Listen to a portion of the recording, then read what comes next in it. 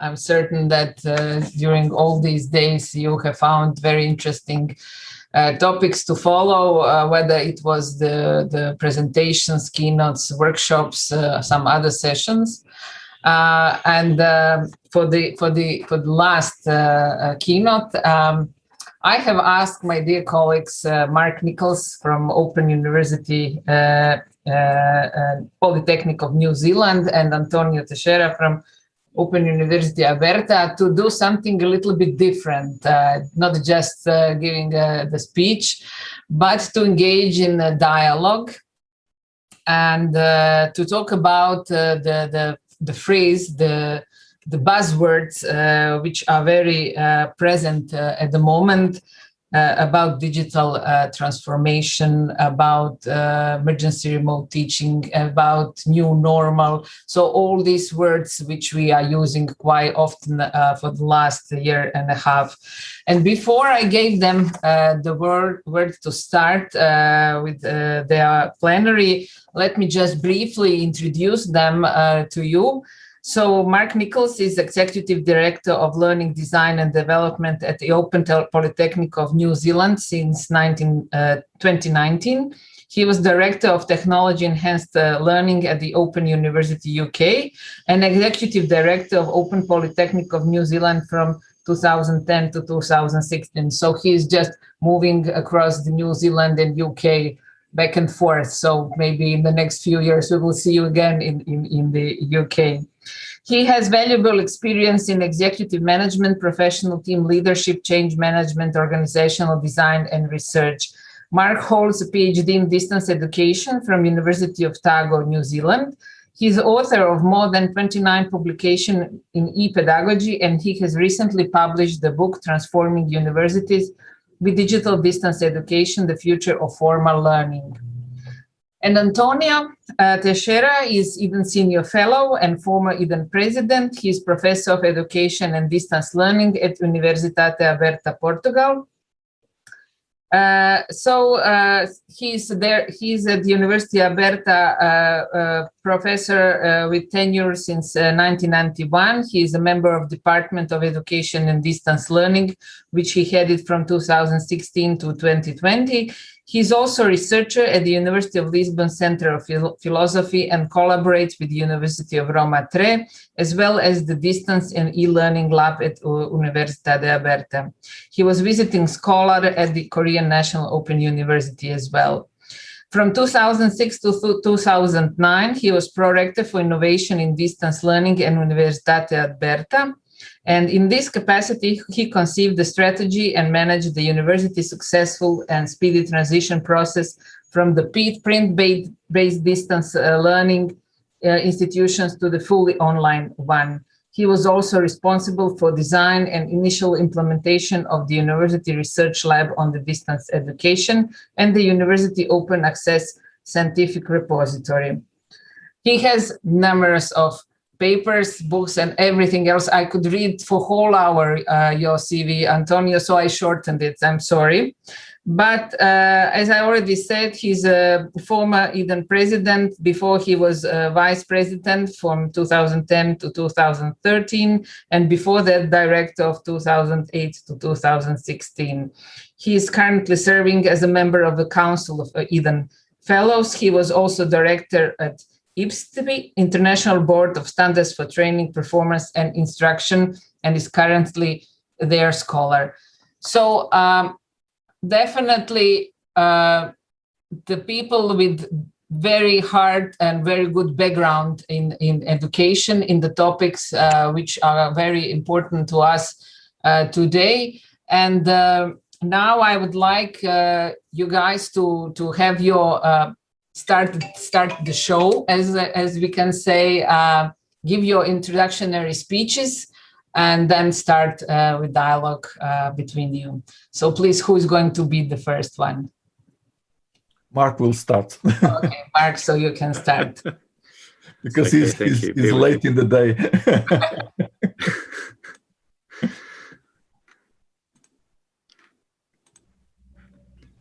Yes, it's currently midnight here in New Zealand. Can I just confirm that people can see my slides? Yes, we can see the slides. Just before you start, I have to say all the questions you can for keynotes you can post in the chat.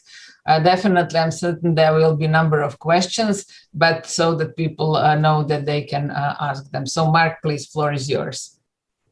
Thank you, Sandra. Well, kia ora. Ko Mark Nichols, toko ingoa, no Aotearoa ahau. Ko au te kaiwhakahaere mātua o whakapakari akoranga ki te kuratini tūwhera o Aotearoa. Tēnā koutou, tēnā koutou, tēnā koutou katoa. My time will be spent explaining why we are unlikely to see digital transformation in education and why the changes from the pandemic are not likely to blossom into the educational practice people in the 21st century might reasonably expect. So we know technology is an incredible enabler. Over the past 20 years, our consumer experience is completely different thanks to the internet. So we stream our media rather than purchase it. We buy directly from travel providers rather than going through an agency. We seldom visit physical banks. We think nothing of buying online rather than through a retail outlet. We've got an incredible amount of consumer power available through the phones we carry. We watch and listen to anything we want to, anywhere, anytime. So where's the disruption to education? So why can we not make any course available to any learner anywhere in the world at any time through our universities? Why are we limited to semesters, lectures, essays, exams, and ever-increasing costs? Why is quality, sustainable education not on demand and flexible? So digital transformation in education is clearly not inevitable. Otherwise, it probably would have happened by now. I think the pandemic has also failed to disrupt education along the lines I've mentioned. So I believe there are 5 key reasons why we are yet to see education transformed in ways we might think obvious. Firstly, there's the dynamic of the qualified specialist. We treat higher education as if it's limited to the productivity of an individual. In reality, academic knowledge is now very scalable, but our universities are designed as if it isn't. So lectures remain a main feature of this thinking. Second, there's no crisis of demand. Enrollments remain high as demand for university education continues to grow worldwide. So there's no immediate incentive to attract more students or improve flexibility in the system. Third, there's supply-side adoption. Technology is applied to higher education, but mainly in ways that suit the university. Our approach to technology adoption is to harness it within how we currently work, not use it as the means of rethinking everything. Fourth, there are high barriers to entry. It's very difficult for new competitors to develop the brand and quality reputations they need if they're going to disrupt incumbent practice. In the university sector, reputation counts for a lot. It takes a lot of time to develop a quality reputation and a research culture that will attract students. Starting a university also requires significant infrastructure and a major outlay at the start. And finally, I think of systematic inertia. So achieving all that might be achieved requires changes to funding and operating practices that are very complex and difficult to change. We all operate within a system that's largely immune from disruption. So the dynamics and incentives of the private sector are not available to us. So I think there is plenty we can be doing and should be advocating for, even within these 5 areas. I also think there's every value in parts of what we already have in higher education. We have qualifications, we have credits, we have enrollment, we have accreditation. There's something to the quality outcomes we work to that makes education valuable. The assignment work students do is a valuable part of their learning. Courses provide logical stepping stones toward qualifications. Now, these, I think, are the sorts of things worth continuing in higher education. A bachelor's degree, master's degree, and doctoral qualification, they need to continue to stand for something. Now, the recent pandemic did not challenge any of these 5 points. All the pandemic provided was an immediate crisis of distribution. Once face-to-face classes can continue, we'll see this problem with distribution disappear. So lectures will again be scheduled, even if fewer students might choose to attend them. To achieve true transformation, I think we need to address these 5 barriers. So I think we can have a quality, accessible, scalable, and personalized higher education system through digital transformation if we start by challenging each of these 5 assumptions. Firstly, the dynamic of the qualified specialist. What if we assumed the qualified specialist was part of the education system rather than the focus of it? So what if we began with a genuine debate about what it means to teach and learn in higher education and how these might best be facilitated? Secondly, talking to no crisis of demand. What if we sought to meet all of the demand through a new education system rather than assuming it should support our current ways of doing things? So what if our starting point was the convenience, cost effectiveness, and the value add experience we've seen transform all other product and service industries? Thirdly, for supply side adoption, what if we thought about the education experience from the real life learner perspective? So instead of starting with how universities operate, what if we started with how learners might best be educated? For high barriers to entry, what if we sought to compete with ourselves from a true student-centered focus? So if we really challenged ourselves and tried to be the university technology might enable us to be, without compromising our standards, what approaches would we take a fresh look at? And finally, looking at systematic inertia, what if we had ways of changing ourselves such that we better worked within existing quality and funding systems? Well, this last part I think I can help with. My book, Transforming Universities with Digital Distance Education, contains a practical vision and a description of how the sort of change required to bring digital distance education about might take place. So in my thinking, education is the starting point, and it serves to engage, enlighten, and empower. Education is like training for the brain, not to fill it, but to help it think differently. So as a result of education, you don't just know more, you think differently, and hopefully you think better. Any transformed education system must still have this as the outcome: a graduate who is confident with knowledge and able to think beyond it. Now, I'm no expert on the sort of change required here. I've been involved with 2 large-scale institutional transformations. One failed, and one, though successful, is still unfolding. I've been involved in multiple other changes in higher education institutions, and I can tell you, as most of you will already know, transformation and change of any kind is extremely difficult. But if we're going to determine what a digital transformation in education should resemble, we should first start by thinking about just what education is. Unless we first consider education, we'll not be successful in applying digital transformation or doing anything that's truly different with technologies. So I think we do need to think transformatively. There's so much demand for higher education, and it's becoming ever more expensive and inconvenient for learners. There is no reason why, through effective digital education approaches, people should not have immediate and cost-effective access to quality education. So let me close with these 5 points, which sum the main parts of my brief presentation, and perhaps I can leave these on for a few questions or comments. Kia ora koutou, health and life to us all. Thanks for your time. Thank you, Mark. Interesting points already to think about. Now let's move to Antonio to see his introductory speech. Well, thank you so much, Sandra. Bom dia, boa tarde, buenas tardes, good afternoon, everyone. And good morning and good evening for in the case of Mark. It's really good night almost. Well, I would like to start by thanking the kind invitation to address the closing keynote session of the conference this year. I'd like also to congratulate Sandra for the 30th anniversary of Eden, and also team and the colleagues at UNED for this another successful, very successful and memorable conference, Eden Conference. Well, following up on this first address by Mark, I'm going to now share my slides. Okay, I think you can see them. Okay. Okay, so I'll start already on the title.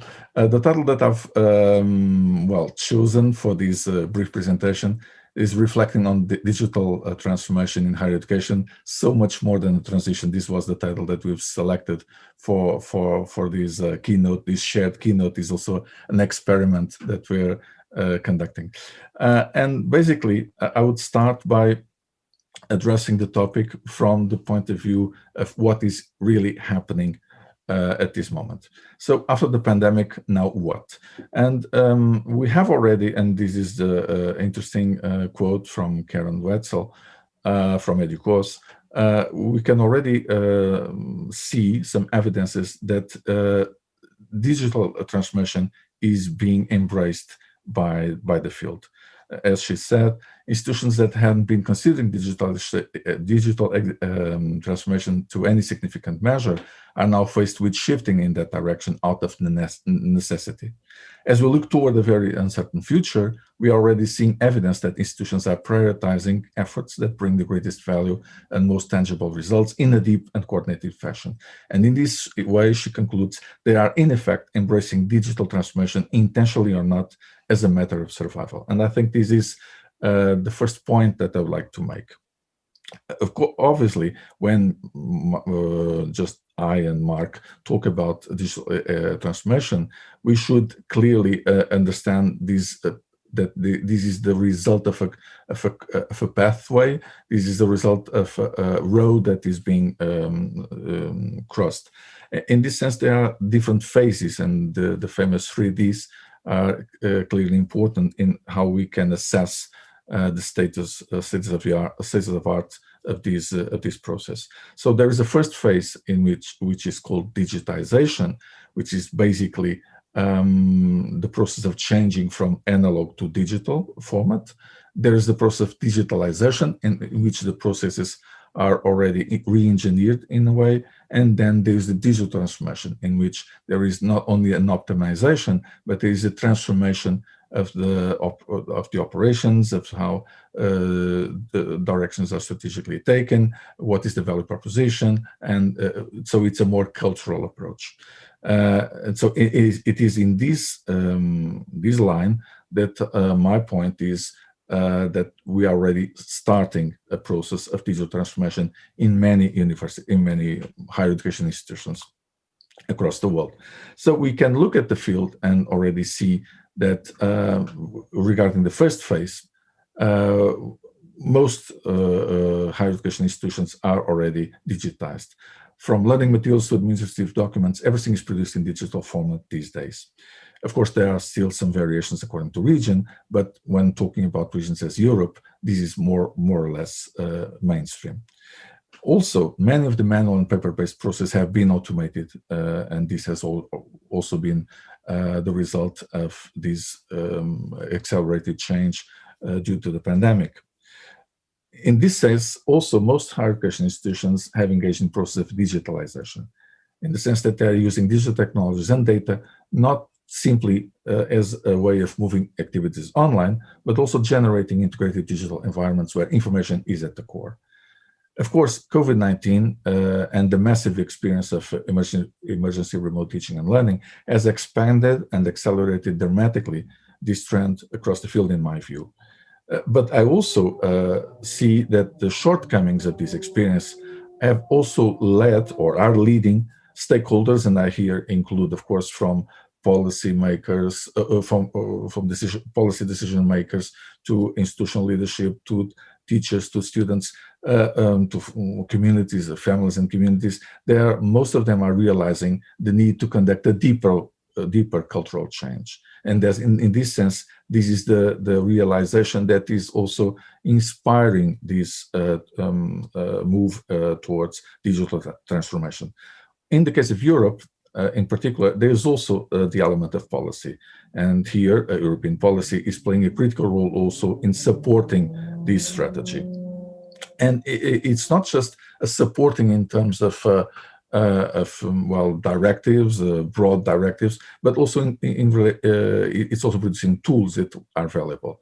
Even before the COVID-19 pandemic, or the SARS-CoV-2 pandemic, we had already in Europe an European framework for digital content educational organizations, which is a very interesting reference to how institutions can transform and should transform, and in this sense, how it can be used as a reference for the digital transformation processes. And since the approach is an holistic one, it is clearly an updated and relevant reference to this process. On the other hand, the new Digital Education Action Plan 2021-27, which was actually presented at one of the Eden conferences, or one of the Eden events, online events, is also a remarkable tool in respect to pushing forward the field towards digital transformation. Not just the field, but society in general, and this holistic approach is very important. But how can we anticipate these digital futures of higher education institutions? Well, first of all, my first point would be that the digital futures of higher education institutions are not about building teaching machines in this sense, as in the past, but basically the purpose of digital transformation is not necessarily automating processes, but adding data intelligence to these processes and how they're managed. Also, another point is that institutions are going to reinvent and redesign themselves. And this is a critical point for enabling digital transformation.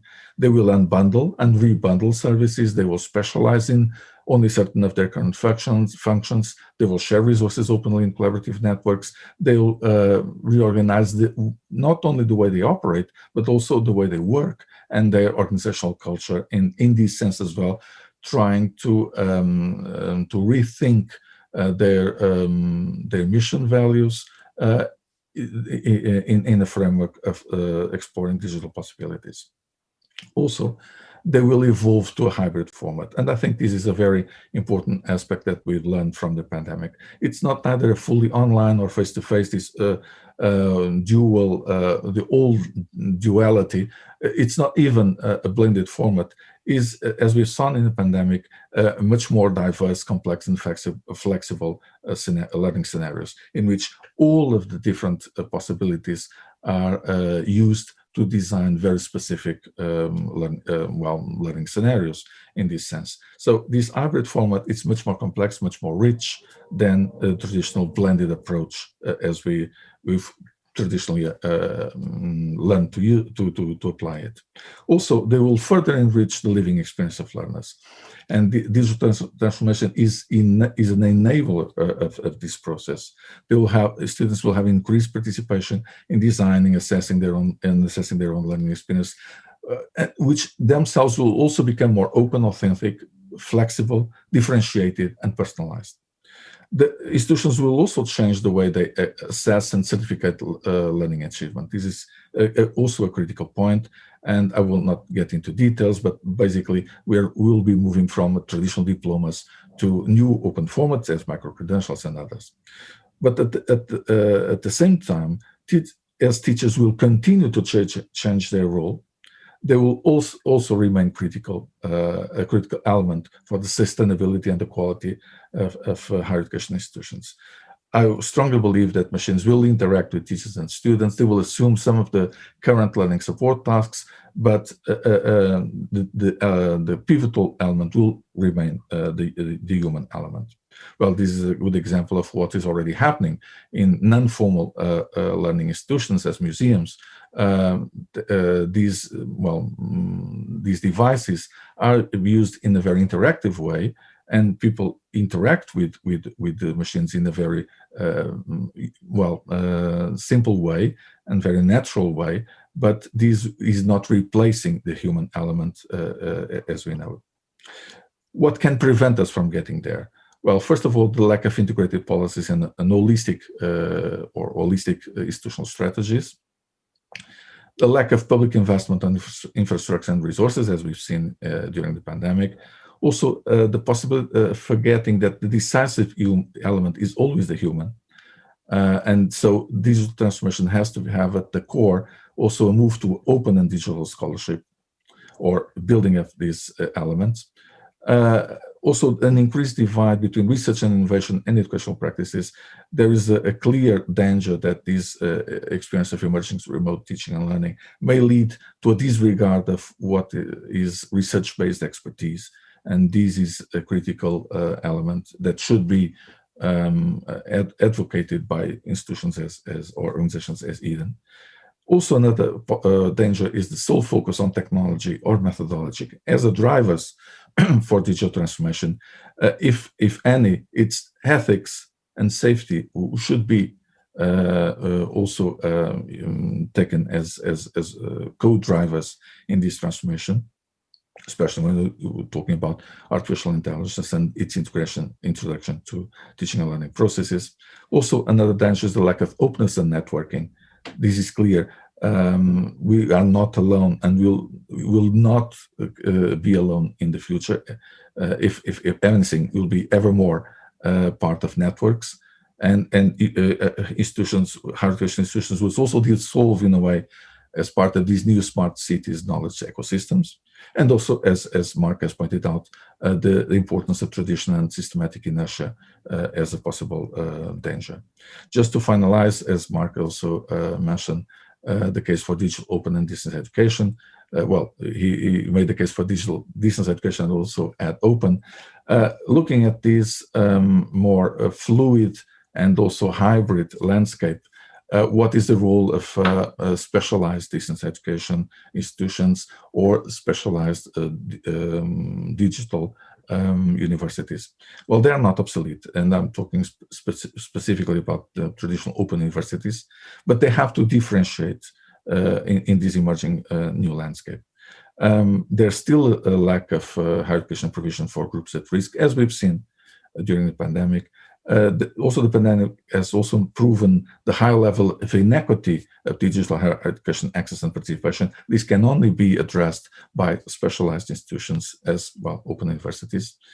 And in this sense, they should be also in the front run for response to rapidly developing social needs and complex societal challenges, as the pandemic proven us, challenges that require an urgent, flexible, personalized, as much as scalable approach.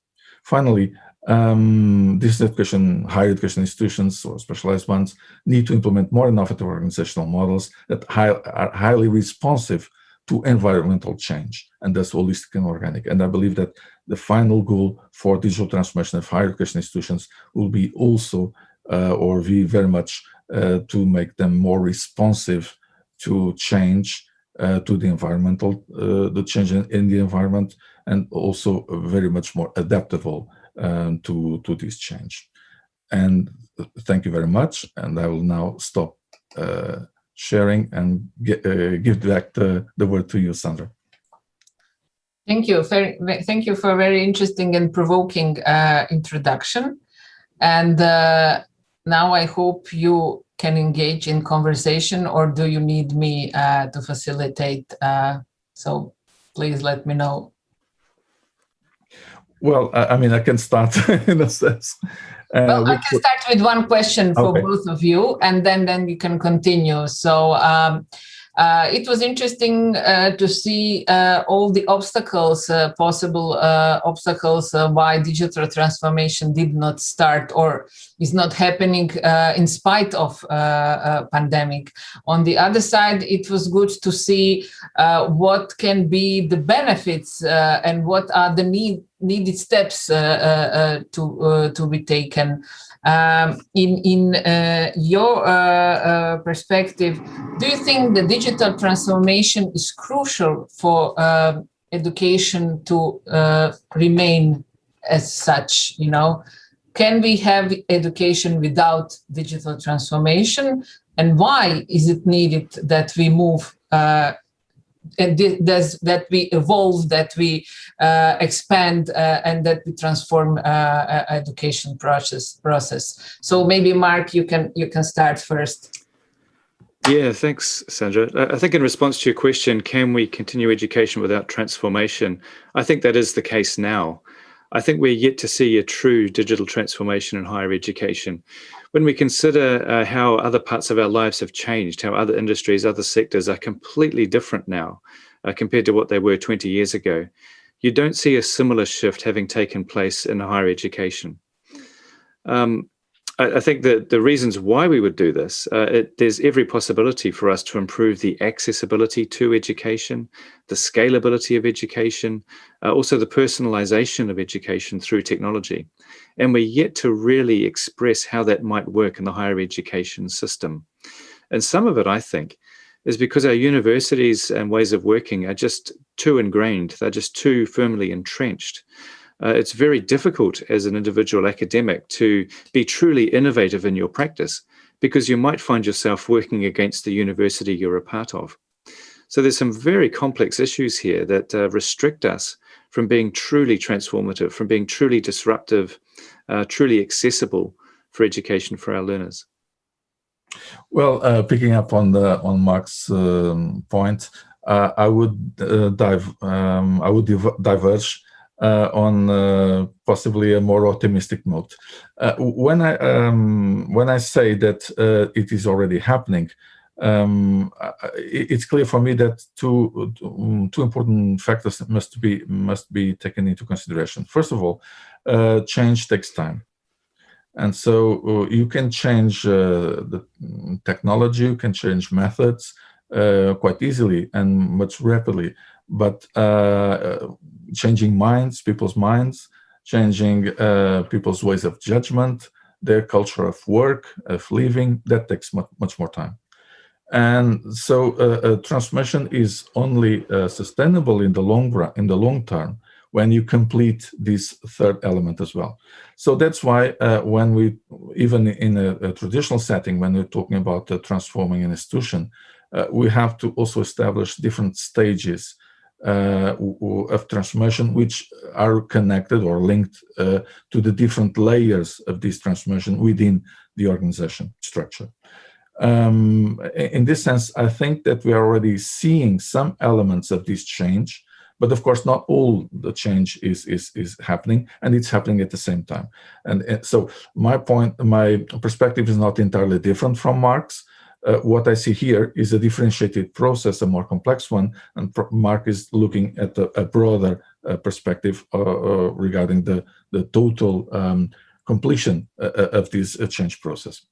I would also add that sometimes change does not happen because of a reason, a very straightforward reason. Sometimes it happens because everyone is changing around you, and you have to adapt as well.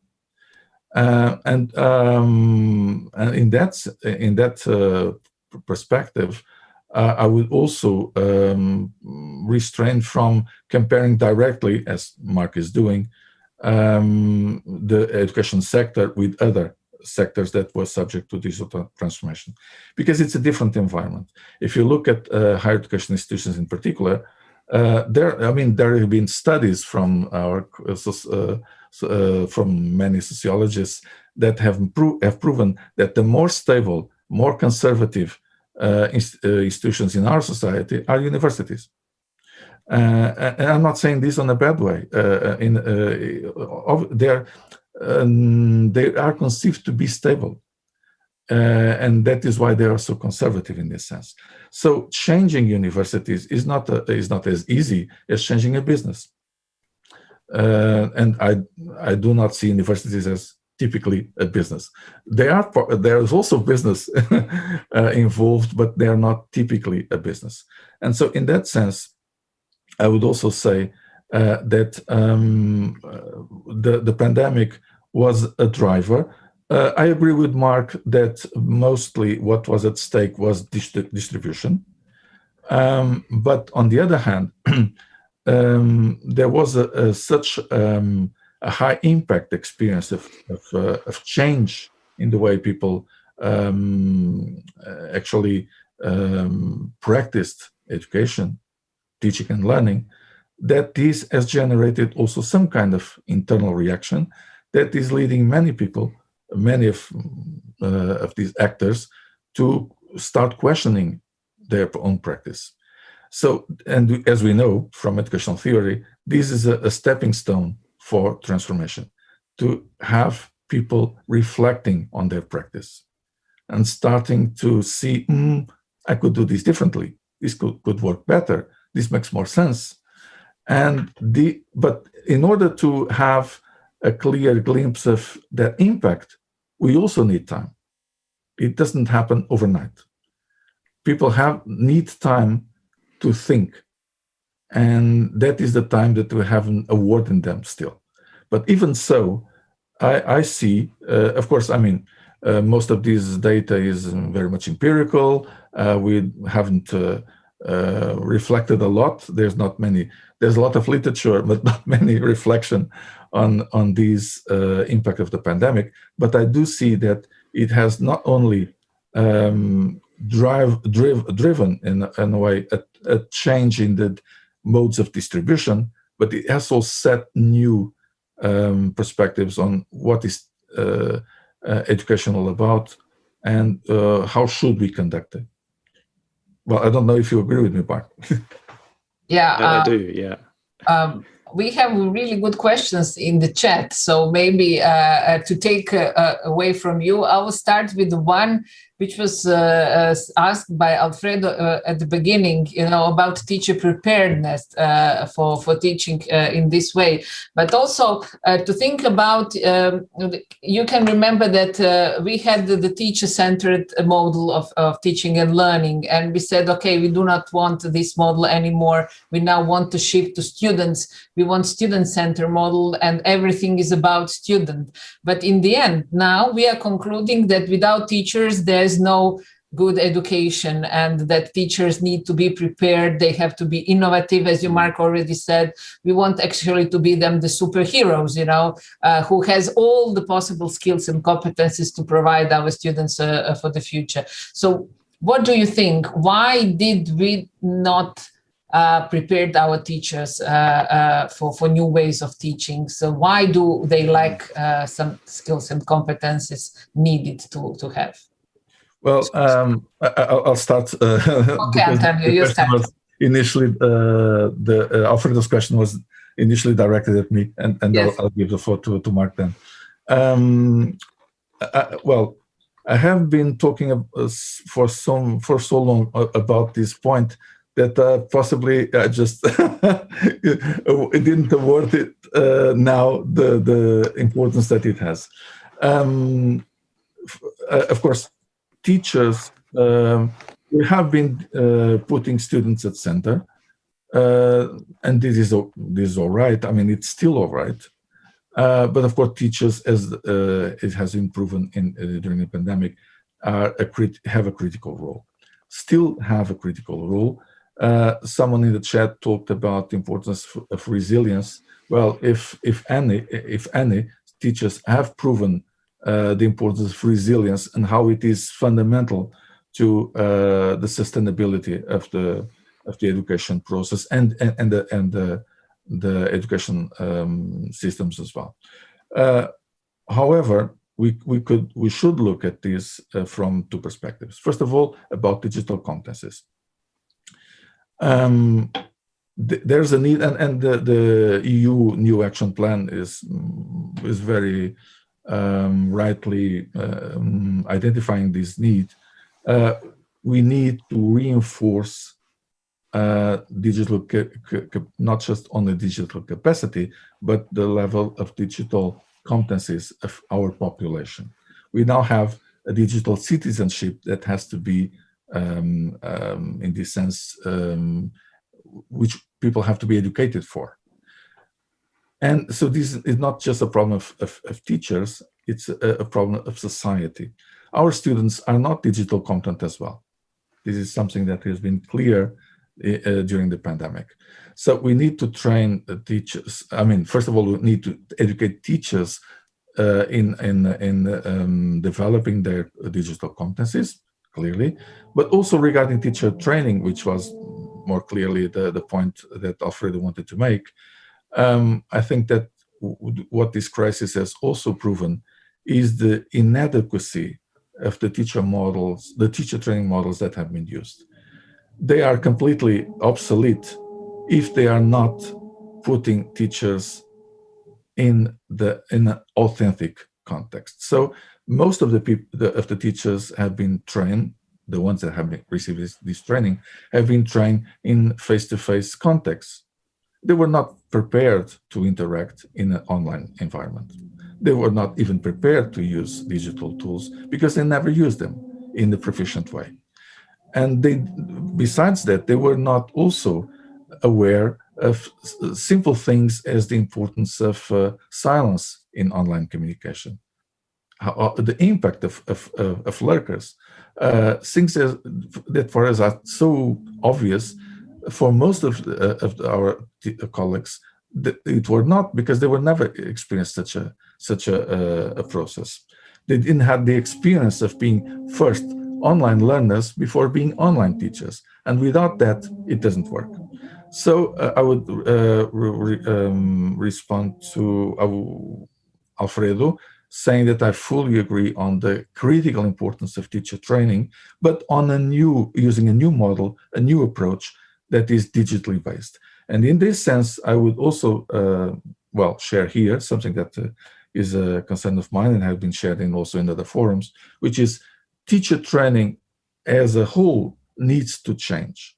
And digital teacher training should be at the mainstream of that, of every teacher training program. So we should be training teachers for an hybrid environment, and that implies preparing them to work in a fully online mode, or a blended mode, or technology enhanced mode, whatever. But the digital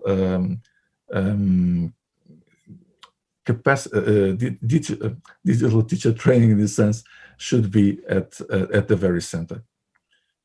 Mark. Yes, Mark, your turn, but to reflect on what Antonio said, and I'll just add something to make it more spicy. Digital transformation is not completely new. We had it for a number of years already. Technology is also present, why training is not already shapen in the new way so that we have skilled teachers. Okay, but let me pick up on Alfredo's question first. I don't think we do prepare teachers well for online education or for transformation, but I think we need to be clear as to what we mean by transformation. It's one thing to prepare teachers to take what they already do and facilitate it online using the likes of Zoom or something like that. It's another thing, again, to rethink the education system and teachers' preparedness for that.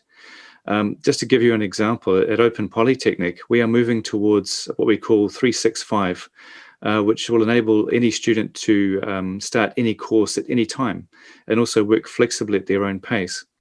Now, that's a real transformation in my view, a much bigger transformation than taking what you currently do in a classroom and facilitating it through Zoom. Now, there's a whole lot of context around that transformation at Open Polytechnic, which I don't have time to go into.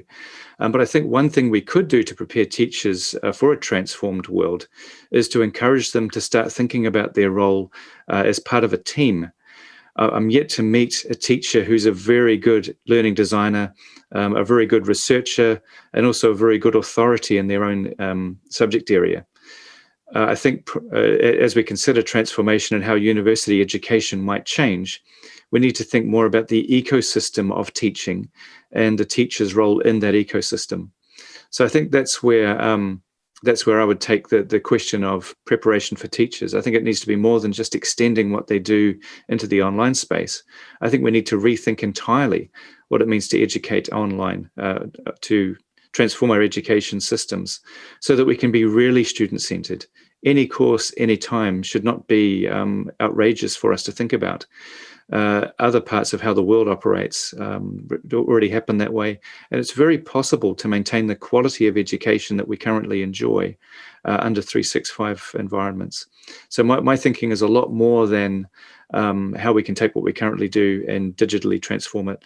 I'm thinking there's much more that's possible that we don't get near because we tend to be constrained by how universities currently operate. I also agree too that teachers have the key for transformation. I think they're a very important part of what a transformation might look like. But teachers work within an educational system. And I think that system needs to be transformed before we see any real gain in how education operates digitally. Well, Sandra, if I may just add something, that is why it is so important, in my view, to reconnect research with practice. And this is possibly one of the biggest dangers that the emergency remote teaching and learning experience has may have. It's to generate this idea that you just experiment and see what happens. No, it doesn't happen that way. So this connection between research-based, research validating in a sense, knowledge and expertise, it's really important, but it's also important, and this is something that should be addressed by digital transformation, to focus on the transfer of knowledge and innovation from research to practice, to actual practice. And of course, that should be a part of the digital transformation process. As Mark has also pointed out, the teacher profession and the teaching methodology should also be subject of that digital transformation. I mean, the models have already been designed in most cases. There is sufficient expertise on this, but it is not reaching the practitioners. And it's not just because of lack of information. Information is available. It's also because of lack of involvement from the leadership, institutional leadership, in caring for this connection. Okay, let's have another question. Tim is saying, there's a saying I like, vote with your feet. In our case, when students start to walk away from some higher education institutions to other who offer more flexible and stackable offerings, then change will be forced if survival is desired. Do you agree on that? Who will answer that one? I can probably go first. Yes, I do. Okay. Well, I agree too. Although we should also be cautious about this, because students don't think about education in the same way that we think. So what we think is very innovative, very advanced, very effective, may not be the same for them. And sometimes they just want to complete the process, have their marks, and get on with it. So, but I agree that on a broader perspective,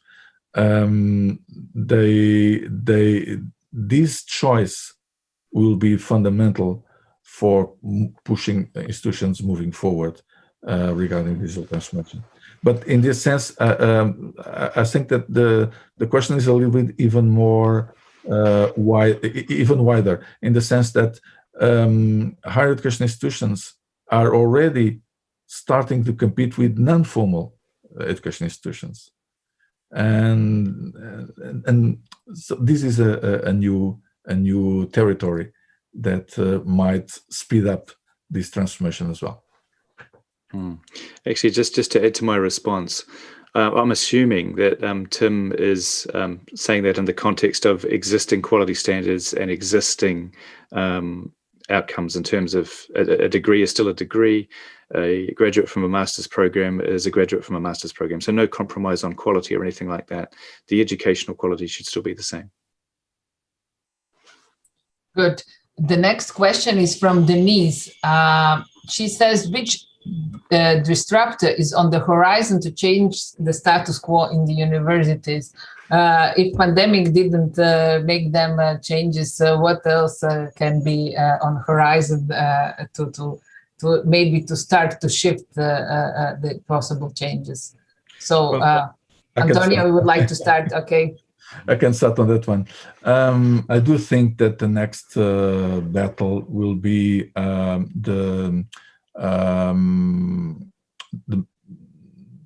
in this sense, the dissemination of the use of artificial intelligence in education, and especially in higher education. So these, in some way, we have already seen during the pandemic, how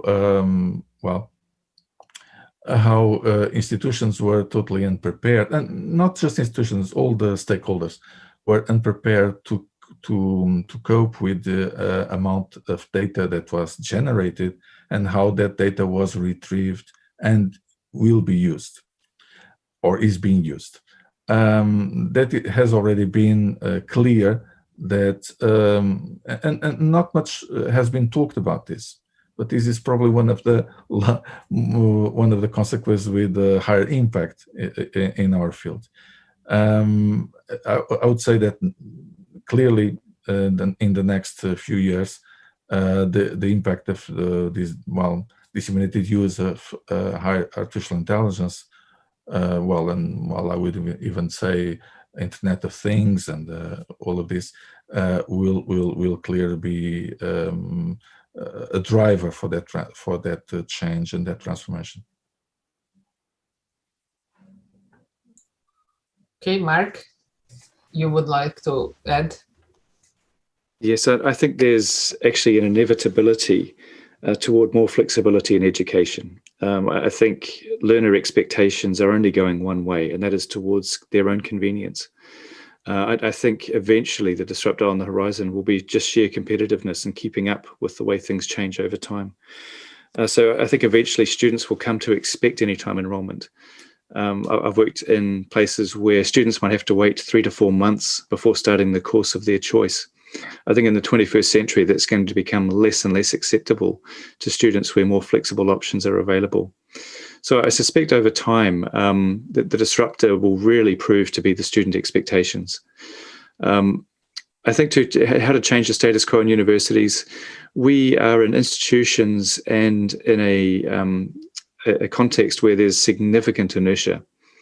There's a lot of reason why change won't happen because of the way things are done, because of the way systems are designed. In New Zealand, for example, students are funded based on 120 credits worth of learning in a year. There's no reason why that should still be a constraint, but the system is such that students are only funded for 120 credits worth of tuition. So it means that in New Zealand, at least, education is incentivized almost to have a semesterized approach to provision. Now, there's that sort of inertia, I think, that we all work within that will make change transformation difficult. But the disruptor will eventually be student expectation. Well, Sandra, if I just may add something that I was reflecting upon, I was just seeing some of the contributions in the chat. Mark, a while ago, talked about what was his definition of education, the importance of getting back to basics and see what is education all about. For me, at the very foundation of the idea of education and the tradition of education is building one's autonomy. Autonomy is at the center of every notion of education. And what these new technologies that we're talking about, digital technology that we're talking about, enhance is this possibility of improving that autonomy building process. And I think that the pandemic has also accelerated that trend. And so in that sense, I think that people are much more aware of the importance of their educational process being closer to their authentic context and actually be effective to build their own autonomy, more effective in building their own autonomy. And so in that sense, it might be also an important driver, this notion, which is, it's not, usually not addressed in this kind of keynotes and all of this, but this is probably at the center. And digital transformation is also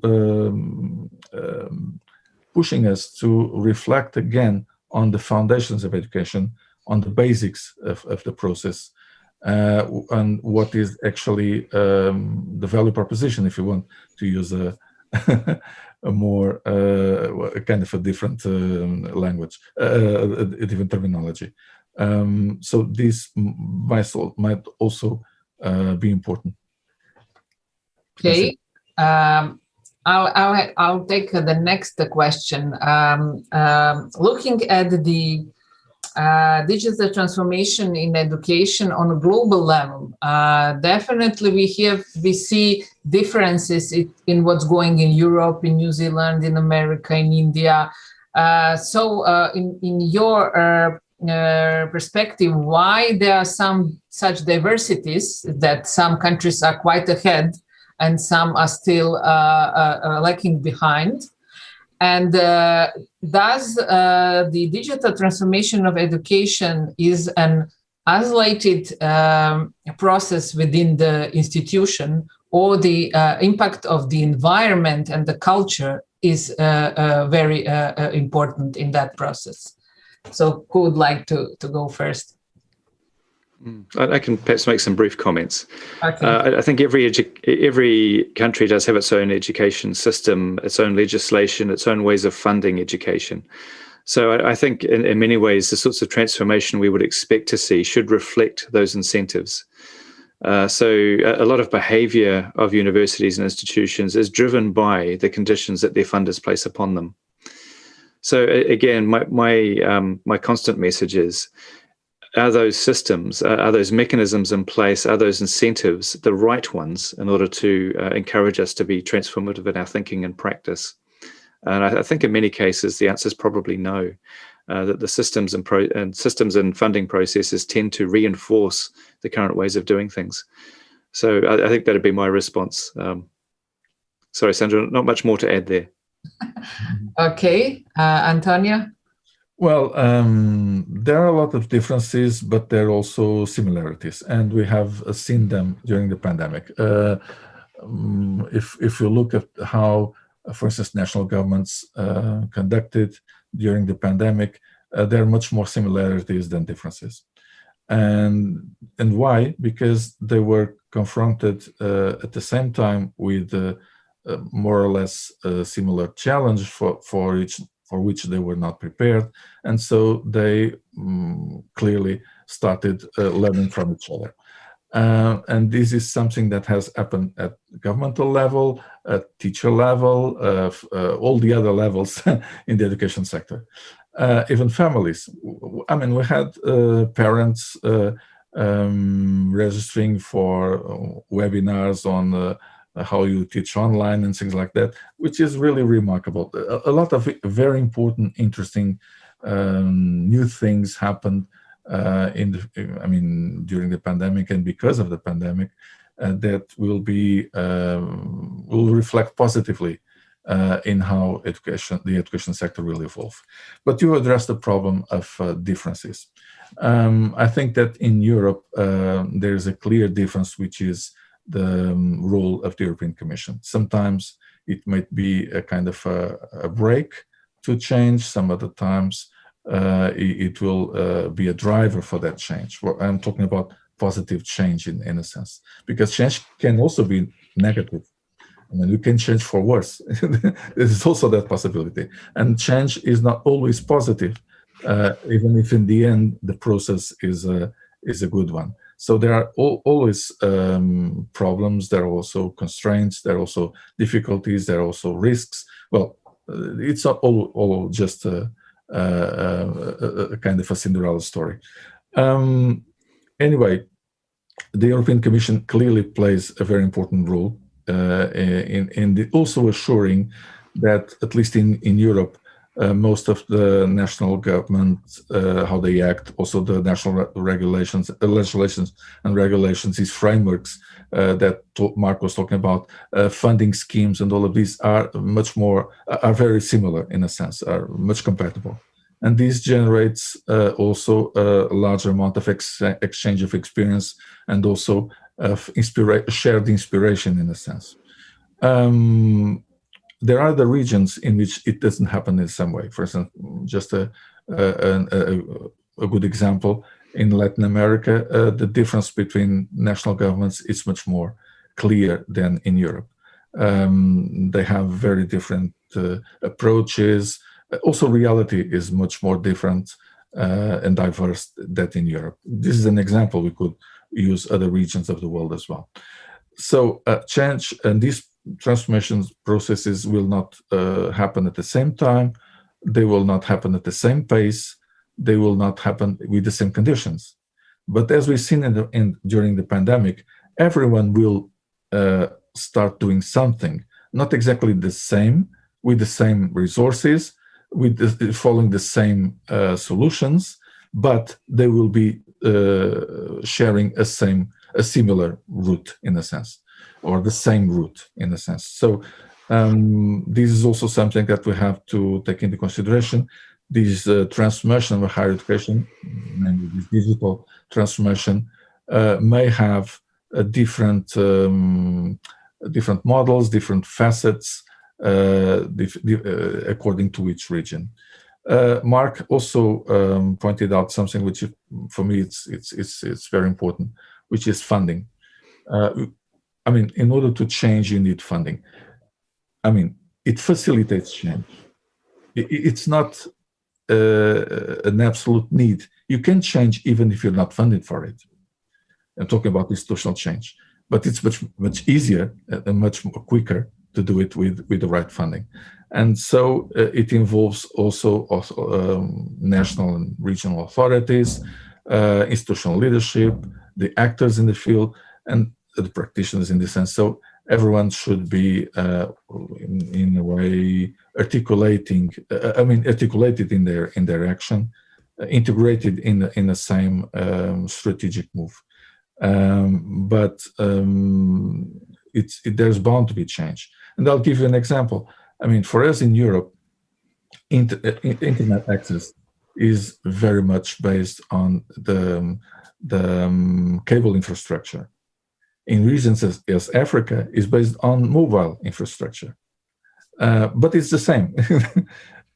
However, the way it is organized and should be, in a way, driven is different. This is the kind of differences that we should also take into consideration. Actually, if I could just add one more thing. Yes. So it's very remiss of me to not mention in New Zealand the current reform of vocational education. So the Minister of Education has launched a fresh look at the vocational education sector in New Zealand, and legislation is being changed. So we are having to transform as a sector. There are currently 16 polytechnics in New Zealand. As of the 1st of January 2023, there will be one. So there is a lot of transformative possibility there, which is actually very genuine. We do need to rethink how vocational education is offered in New Zealand. And it is leading to some very innovative thinking and, I think, to some innovative practice as the whole system changes and is redesigned. But Sandra, if I may, there is also another important thing that we should take into consideration. This digital transformation of education institutions will speed up their internationalization. And what happens is that your institution will be operating in different regions, which are ruled by different regulations, different funding frameworks, and all of this. So this is the scenario for institutions is also changing, and in this sense, it's becoming more complex and multiplied by, in this sense, by different approaches and frameworks. Okay, we are over an hour now. We have to start. It has passed so quickly. I have numerous questions in my head, and I'm certain the participants as well. But the last question to summarize in the end would be: is technology effectively changing education or not? But from the perspective of the researchers we have been collecting over a year and a half, which have been significant number of research, So how would these researchers, as you have, certainly you have been following the research before, they were much more technically oriented than pedagogically oriented regarding the implementation of technologies. So do we have with these research results now good ideas and good knowledge to implement that technology is more effectively change education than before, or if technology didn't change education at all? What would be your point there? So if I can go first, I think my point would be there is a lot of research on education. There's a lot of research on technology. There's a lot of research on technology enhanced education. I think the missing element is really a critique of the systems in which we operate as universities and as educators, because I think that's really where the inertia for change, the inertia for transformation really rests. So I don't think there's been enough work critiquing the systems in which we operate. So I'm not sure if the research has actually been adequately done yet. Well, if you think back of what would be a typical research paper on digital education, 20 years ago, the typical article would be a study comparing a class, an online class, with the traditional face-to-face one, and see what worked best. This was a typical article back then. Nobody's doing it, or I mean, very few people were doing it before the pandemic, and during because of the pandemic, this sort of a first approach was reinitiated once again. But the learning curve has been quite dramatic in this sense, and I think that we had a tremendous massive learning experience in the field, and that has reflected on research as well. For 6 months, 1 year, we had a tremendous amount of new research conducted by new researchers in the field as well on how technology was being used in education because of the pandemic or due to the pandemic context. Now we are starting to see that output transforming as well into a more qualitative approach. What works best? What has been the lessons learned? What could be improved? This sort of questioning. But the pandemic has done that, has had that consequence. It widened dramatically the number of practitioners, but it is also widening the number of researchers on our topics, which means that these research sometimes, at first, looks a little bit as old in the sense that, they're trying to reinvent the wheel. They do not have in a way, the right knowledge regarding tradition, the legacy of the field. And so they are, starting as if we're just initiating it now. But we should also be looking at what are the new topics that have been addressed, what are the new innovations that have been also identified, and what is the new contributions that are being received as well. And if we look at it closer, this production is rather rich. There's a lot of important and valuable things. And what we can conclude as well is that the amount of research is much higher now than it was 2 years ago. And from that increase in quantity, it's bound to happen also an increase in quality. And so a higher number of researchers, a wider number of, a wider community of research in this sense is also bound to produce scaling up in the quality and the impact of the research in our field. And I think this is very important for us to be looking at. It will bring also change to open distance and digital learning in this sense. The learning field will empower the field, will also increase the quality of what is being done. And this is something that is critical. The widening of practice has, of course, decreased the quality level. But now it will come back again. But it will come back to, probably the similar quality levels that they had already in the field of practice, but with an increased outreach and an increased field as well. I think this is very significant. and it's a very good consequence of the crisis, the pandemic crisis. Nevertheless, I think we all also should be paying attention to some changes that will necessarily occur. I think, for instance, one of the things that probably will affect, the theory is the fact that now the use of synchronous communication and video, for instance, or video conferencing, will probably be higher in the future than before. We have to look at it more carefully. We have to also try to rebalance that with new importance given to asynchronous communication and the ways in which we can rebuild these possibility for reflection, deeper learning, that would in a way improve the quality of this experience. But to sum up, I'm positive about this. I'm optimistic. I'm not a fool, so I know that there are dangers, of course.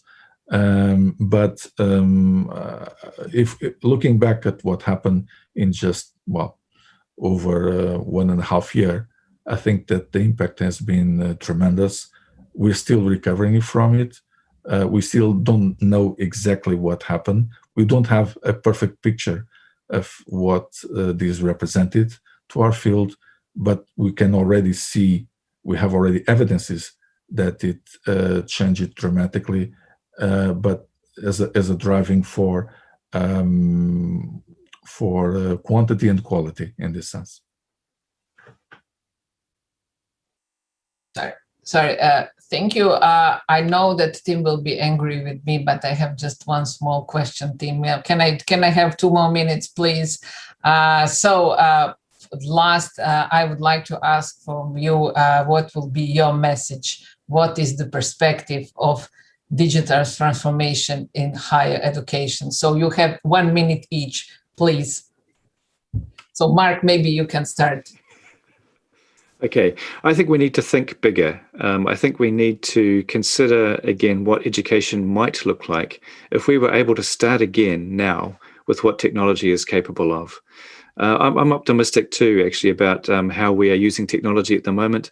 I don't think anyone wants to make education less accessible, less scalable, less personalized. I think that we do need to take a careful look at the systems and models that we are a part of, because they are the insidious elements here that do constrain us from being all the transformative educators that we can be. Hopefully that's within my minute. Okay, thank you. Great. Antonio, your 1 minute, but 1 minute only.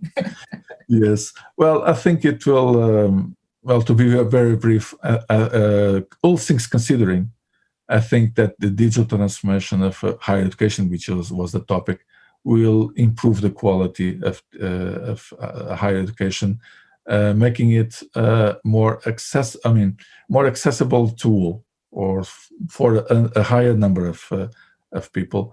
So in the sense that it will make it more accessible, more personalized in a sense as well, more appropriate to each one's needs, more dependent on the learner's control as well.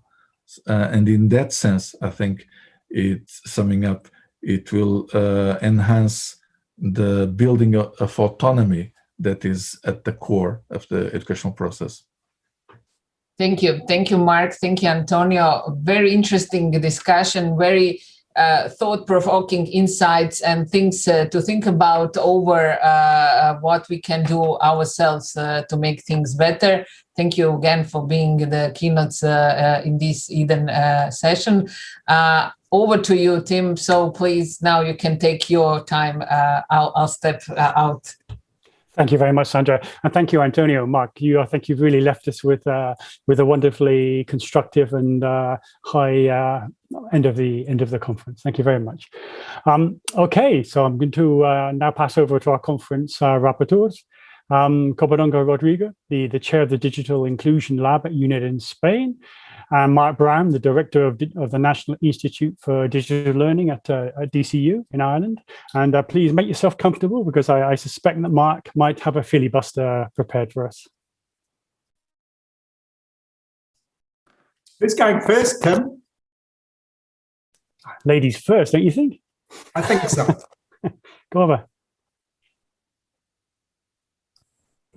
Okay, I'm going to share my screen and okay.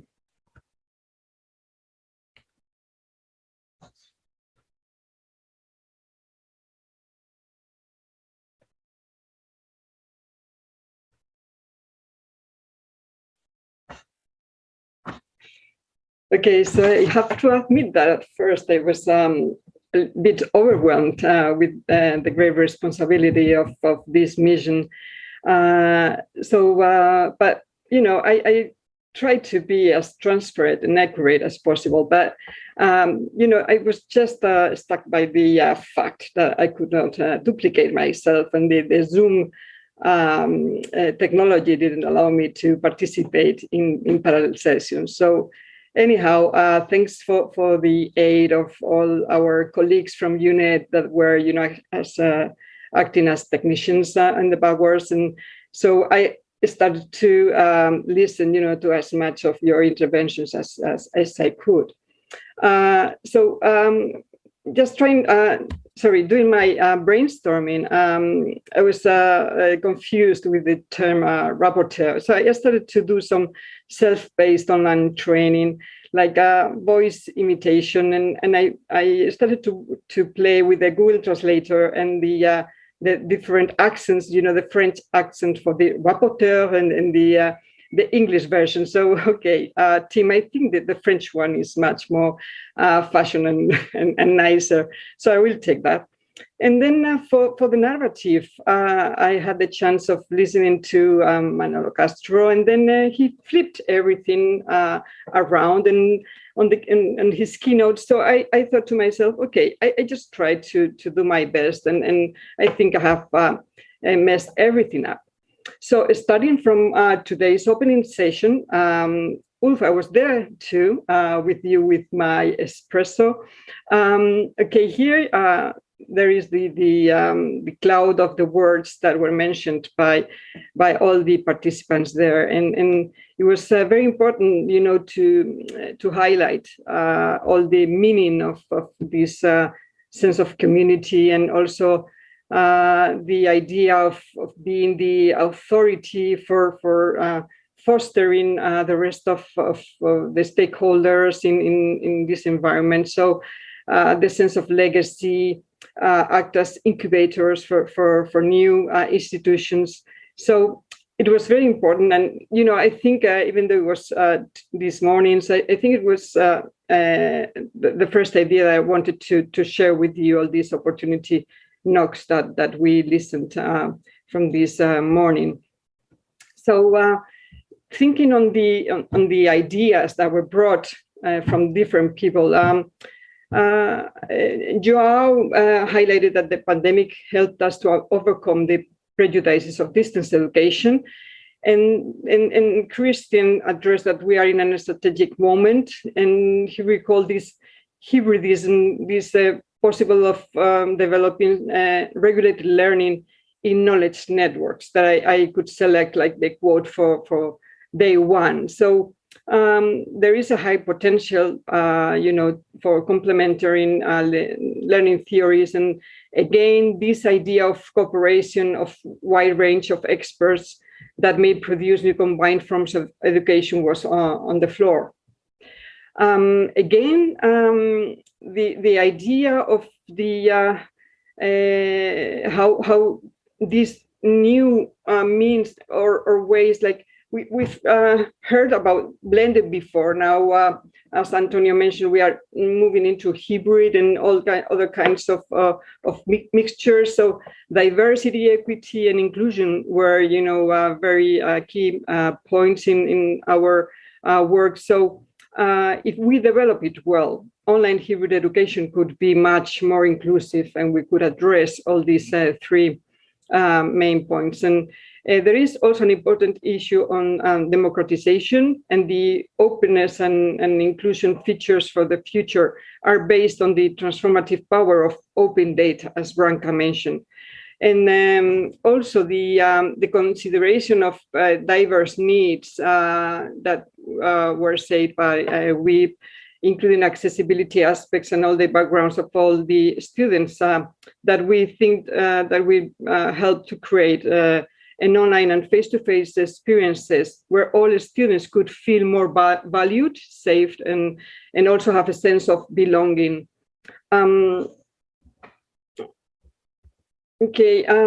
Today we also get a deep look on this digital media literacy and the problems the teachers' workload and how they feel. It's true that it's quite different, the view from the teachers and the view from the students. So we are very perfectionist, and I'm sure that we try to do our best, but not always the context help us to do that. So it could be an important workload for the teacher with a negative impact also on cognitive overload or the sense of the quality of the learning and teaching, and also the very limited methods that could be applied. So I liked the Elena's idea of remind us the tools of our era, the digital tools, how we should all be digitalized. And today's Mark Nichols mentioned about the humanistic approach that we have to recover, and after we are educated, we think different. So we have to go back to this humanistic approach and try to make all this mixture between the technology and the methodologies.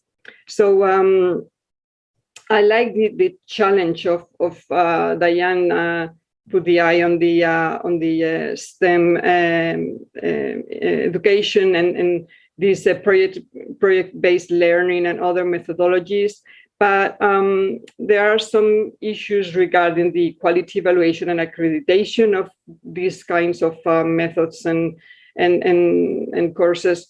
And I really loved the presentation from Diana Lorillard, and where she showed us, how to collaborate to innovate and share our innovations and our design pedagogies. If we work collaboratively, how we could change the attitudes and expand our horizons.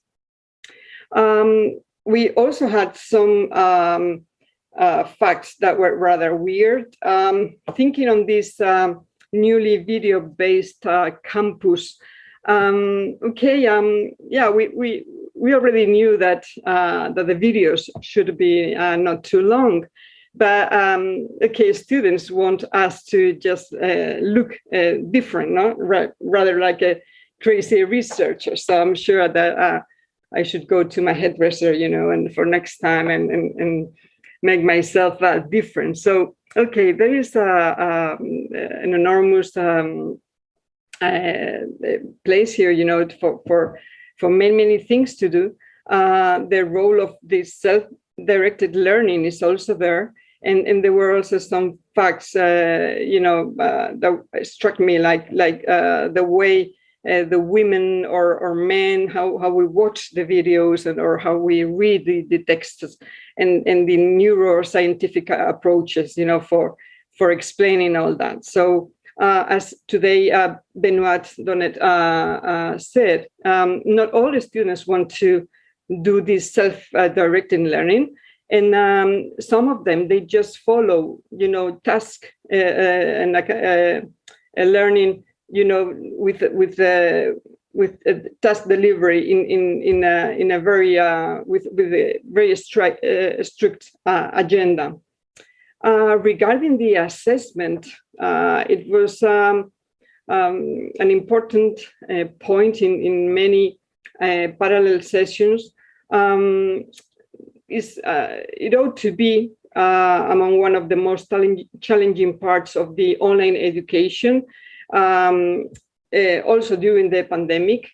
And in most of the teachers, they see that online assessments are a very time-consuming activity. They feel that they don't have enough time or competences to prepare proper tests or even to provide valid and objective feedback to the students. And on the other side, we have the students' view, where they are worried about the technology, the skills, the reliability of the software, and also they are aware that they are concerned about the confidence in the provider and also about the privacy issues when they are recorded. So as Alistair Creelman pointed out, the main problem is not that we are, the main problem is that we are unable to quantify or assess deep learning, and success nowadays is determined by rather superficial assessment methods. And Ulf Daniels also mentioned this point, and he assessed that we will have multimodal assessments, and we needed an integrated concept of knowledge and competences, for achieve that. And regarding the data, for sure, the privacy is critical. It is not seen in the same sense in all over the world. In Europe, we have this GDPR regulation that is on top of us. So we have to think on this privacy by design or ethics by design tools. And there is a lot of concern about some other challenges from the integration of artificial intelligence-based tools, such as the biases that could appear in within the algorithms. So it's a critical issue. And Mohammad Khalid pointed out that that data is available like never before. So we might have a lot of data to develop more precise learning analytics, and help also not only the academics but also the decision makers. So I like this quote for day 2, like predictable analytics can bring people with the same objectives together. I think that the institutions that we are together in this conference here, we have the data. We have the data from previous to the pandemic situation. So we are the best ones to build analytics on that and set up some strategies for other stakeholders. So I loved when Christian reminded us this Chinese proverb where the winds of change blow. Some build walls while others build windmills. So I thought we should build the windmills, and education is moving with or without us. And we have to put the eye on the sustainable development goals and also the evidences for quality. And then just finishing, I guess that there are I see a lot of great future for the education marketplace. There are a lot of professions for the teacher education.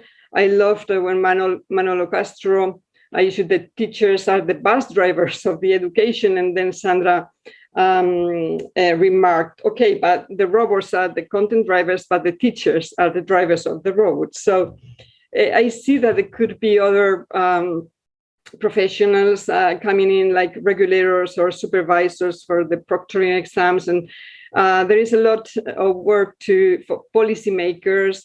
There is a need for coordinators of the learning designer teams and developers really focused on the privacy by design methods.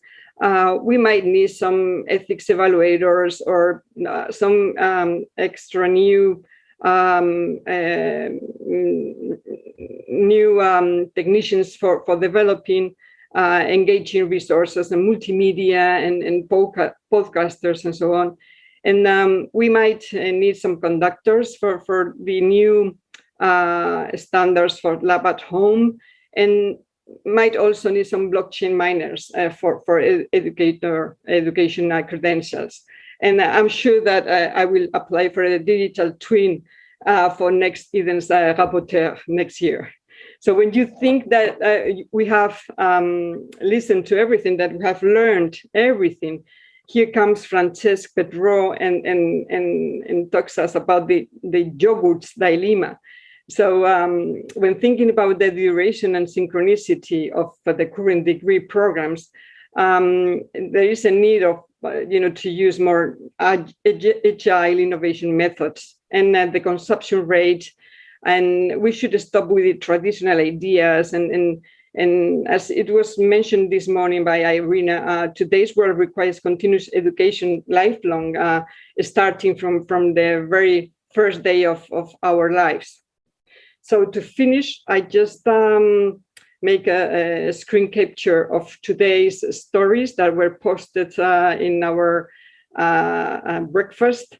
So I loved the quote for today is Antonio's, and as it said, it's fun being a member of Eden. So thanks a lot for listening to me, and I hope you the best. I wish you the best and hope to see you next year in this Eden's family.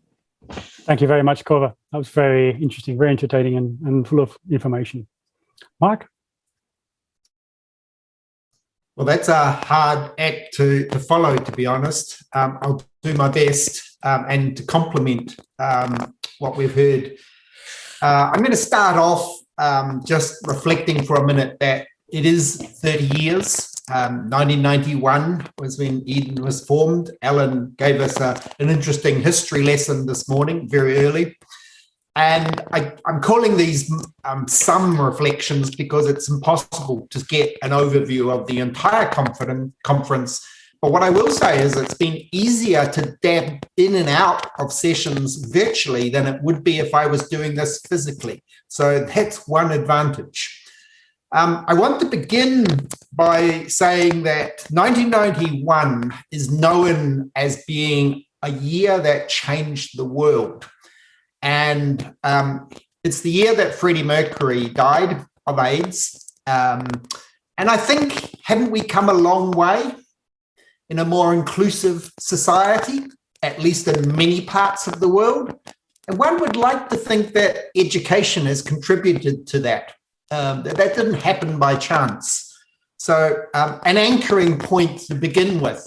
But 1991 was significant because in Europe, that was the period where there were major changes, regional, structural, political, geopolitical changes, and I won't linger on those. Many of you lived through that period. But perhaps even more important, some could argue with the benefit of hindsight, is 1991 is the year that the web was open to the public. I can't imagine what it was like when I was working in a university in 1991 anymore, to the extent with which the web has changed. Maybe I could say transformed, depends how we define transformed, but how in 30 years that technology has had such an impact on our lives, both in our personal lives, but our professional lives. I think in almost every single walk of certainly developed societies. And then 2021, I think, might be known in the future as another one of those years that changed the world. Maybe it's 2020, but more positively, this is the year where we are getting on top of the pandemic. And I have the needle there. Apologies for people who are not taped to needles, but balancing, viewing all of the presentations that I could, I also had to slip away for my own jab. And I was hoping that I didn't have any issues as a consequence. So that's a framing point of reference. And what I'm going to do is talk you through my journey through the conference very quickly. And this is going to be the quickest slideshow you've probably seen in history. So we began with obviously two introductions. One here, privileged to have the Spanish Secretary for Education, previous rector for the university, the host university. So setting the scene with the context around COVID and changes around higher education. Already we've heard about the big picture thinking in our very first keynote, and I'm teasing out three sort of takeaways for me, which I'll elaborate here on slides. the slow progress or uptake, or what it is actually that we've taken up. And note the PowerPoint, PowerPoint wasn't something that was being used in 1991 like it is now. Whether that's transformation is quite debatable. Then I thought this was an excellent point, that the focus on hybrid learning or hybridization is not new. It was happening well before the pandemic. Maybe that word is taking on more definition in our thinking. And then lastly, my takeaway here was around sort of evidence, that we do need to have a much better understanding of the cost-benefit analysis. Wash my mouth out in Europe to use the word return on investment. What is it that we get an outcome from for all our efforts? And so I thought that was an excellent takeaway. Brilliantly connected by Diana to her thinking around learning design. So I picked out 3 points I want to talk about here, but before I tease those out, I think it's also important to acknowledge that Diana is one of the rare people that's lived right through those 30 years and made a contribution, a significant, huge contribution right through. And her first book on Rethinking University came out in 1993. So Diana talked about needing to scale up, put us in the context of the reality. Did you know that there's a huge proportion of the population in the continent of Africa that are under the age of 15, and their need for higher education is enormous compared to some developed countries where actually their population growth is slowing or decreasing. So this growth for scaling up is variable across geography or demographic boundaries. Diana took us back to the conversational framework, a learner designer tool. The quote already pulled out, collaborate to innovate. I have there.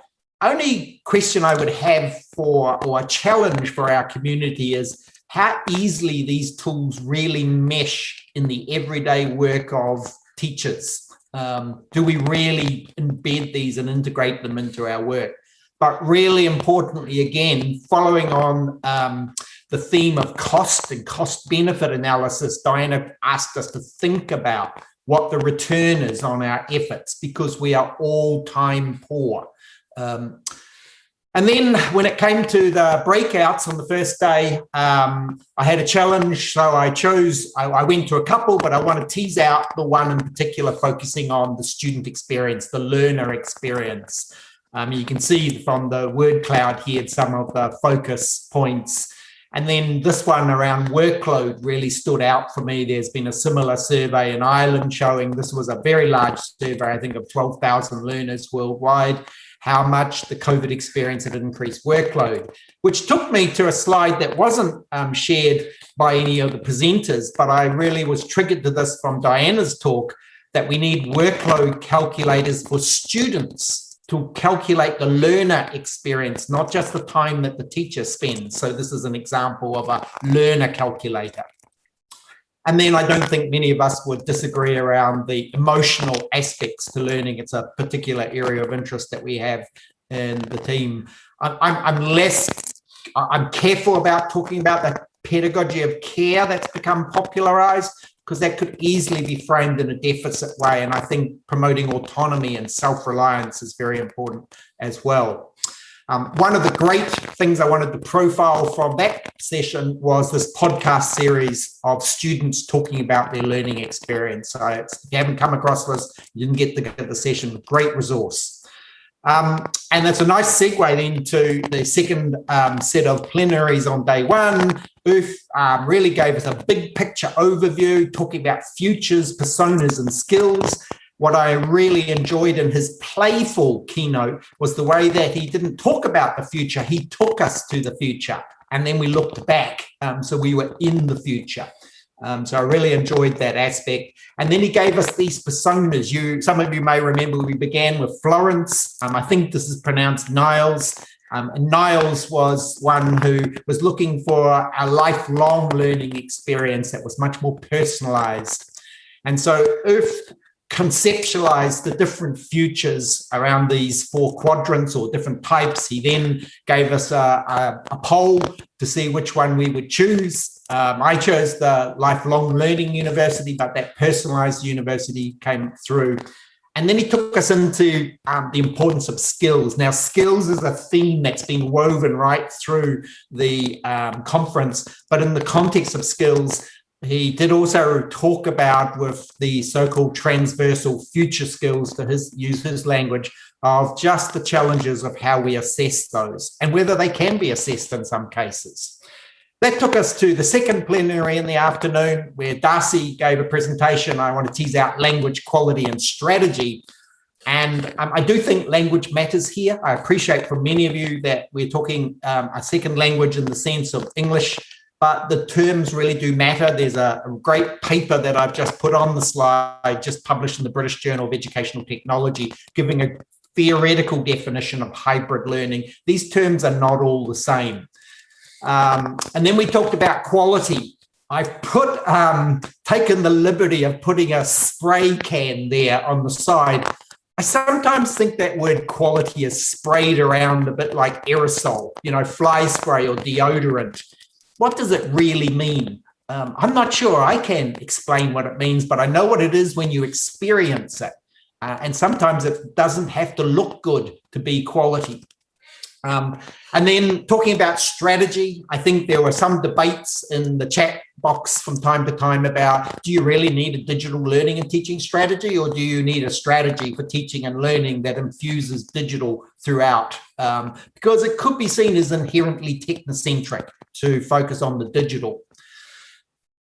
In the afternoon, unfortunately, that's when I had to shoot out to go and get my jab, so I couldn't participate with my colleagues on the micro-credential session, but I wanted to do at least the call out to them for thanking them to take that workshop, and point you to the little white paper that we've produced that's now available in the Eden space, and we'll share more publicly afterwards. Obviously, one of the big areas, if you like. That moves us to day 2, beginning with the commission, and we heard here about the disruption, consultation, and then ultimately action from Guri. And the disruption has been real, I think, is something we should acknowledge. And in fact, perhaps I think Antonio made this point in the stability of our institutions, that we were successful. We didn't cave in. We actually did have the resilience to respond. The public consultation side, I think, is crucial, because there's been a lot of talk about vision. Visions can be very blinding, and visions need to be from the grassroots. People have to own visions. So I can't emphasize consultation enough. And there has to be space for people to have different visions, competing visions. And then lastly, action. There is a plan. The challenge will be whether that plan aligns with what's happening in member states. The education hubs we heard about are important. I'm personally involved in the research on the feasibility study for the digital education knowledge exchange. So I think we've got some exciting opportunities, and there is a plan, but the plan only goes so far. Moving on to the next keynote. I hope I'm okay on time. Cut me off, Tim, if I've taken too much liberty here. I enjoyed the format, so I did want to call out the fact that we had a flipped keynote. And again, we were looking at powerful change forces and the importance of redesigning.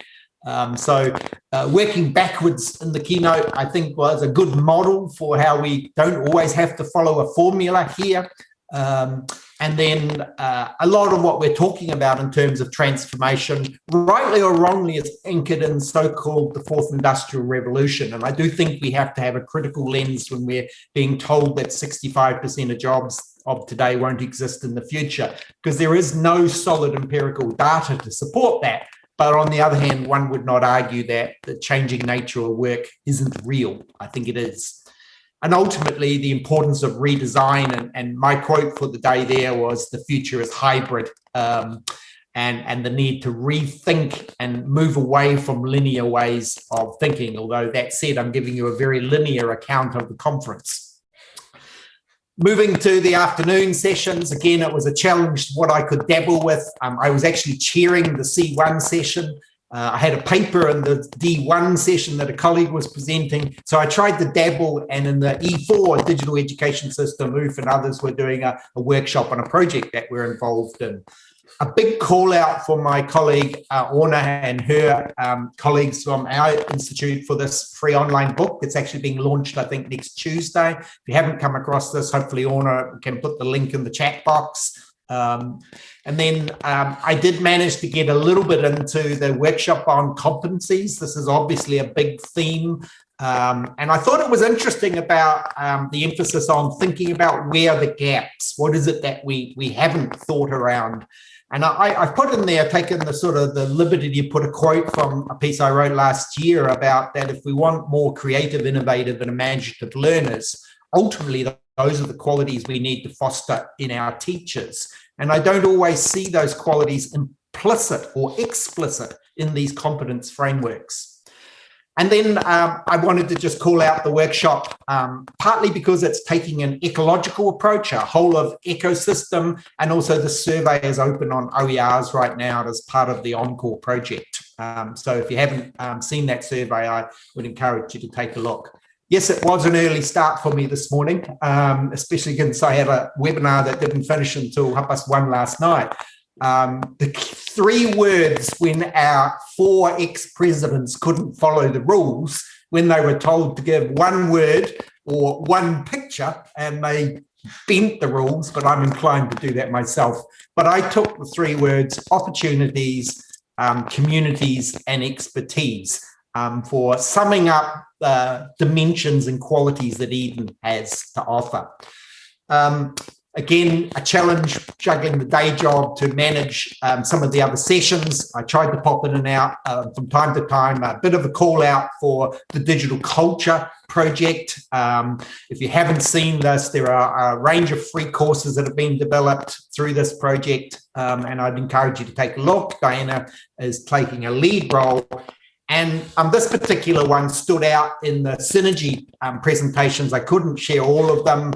I know there's an Irish case study that will be part of it. So I'll be watching this one in particular because it follows on that theme around teacher competence and how we define that and how we promote it and foster it.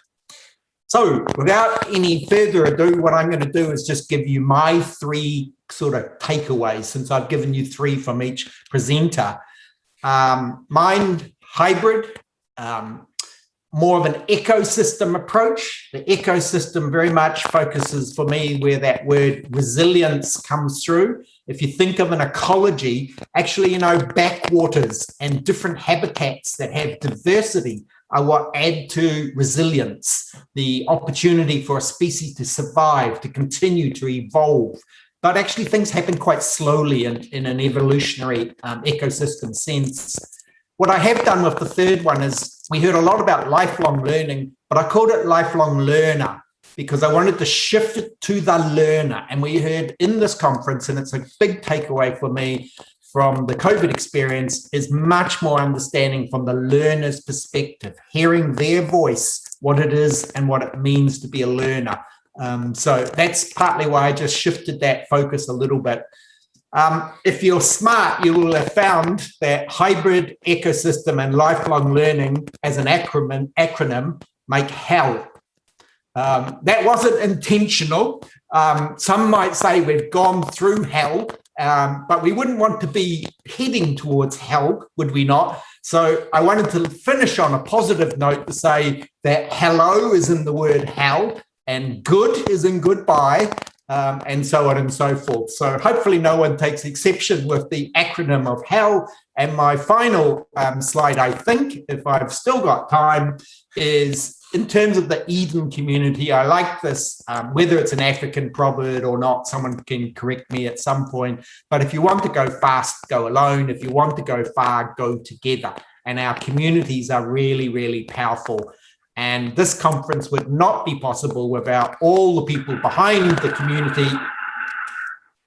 And apologies for that canned applause, but I did want to call out Tim and his role in particular, obviously all of the people involved. And you have a shot there, a small photo of the Eden team in Budapest who have kept everything running behind the scenes. So a big thank you. And thanks for the opportunity to share my insights, which I hope have been helpful.